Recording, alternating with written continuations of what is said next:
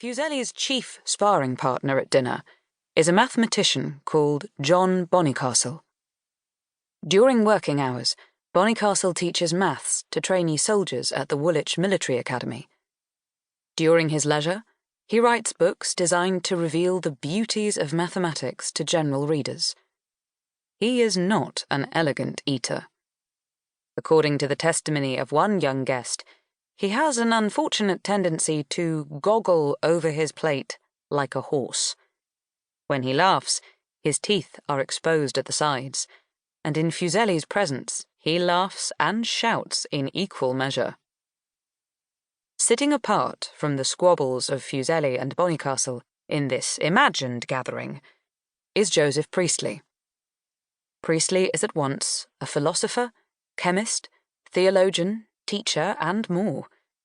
There is barely an aspect of human existence to which he has not given some thought. At his own table, Priestley has to be dissuaded from reading while he eats, but at Johnson's house there is too much pleasure to be had in the company of others for Priestley to be distracted by books. Chief among his friends at the table are Benjamin Franklin, a fellow chemist, increasingly concerned by the deterioration in relations between Britain and his native America, and the Unitarian minister, Theophilus Lindsay, whose chapel at Essex Street, further down the Strand, is another gathering place for many of Johnson's friends. Also clustered around Priestley are Richard Lovell Edgeworth and his brilliant novelist daughter, Maria, Erasmus Darwin, a doctor and poet whose girth is barely contained by his waistcoat, and from the younger generation, the quiet figure of another doctor, John Aikin, and John's sister, the writer Anna Barbauld. Barbauld is usually accompanied on her visits to St. Paul's Churchyard by her husband Rochemont, a Suffolk schoolmaster eclipsed by his brilliant wife. In letters to friends, Barbauld writes of the intensity of her pleasure in the conversation to be found at Johnson's, although sometimes, like Fuseli, she writes the morning after dinner with wine-sodden wisdom of the perils of a late night on a tender head. There are more men than there are women at dinner with Joseph Johnson, but Barbauld and Maria Edgeworth are by no means the only representatives in the dining room of their sex. Sometimes the company is joined by the white-capped figure of Sarah Trimmer, a children's writer and devout Anglican, who has little in common with Johnson's more radical guests. Also present, when the boundaries of time and place are collapsed, is the poet Charlotte Smith, who finds refuge on Johnson's list in the final years of her life. His nieces, Elizabeth and Hester, form part of the family unit at St. Paul's Churchyard, alongside their younger brother, Roland, a pupil at the Barbauld School, who will become first Johnson's apprentice and later one of his heirs.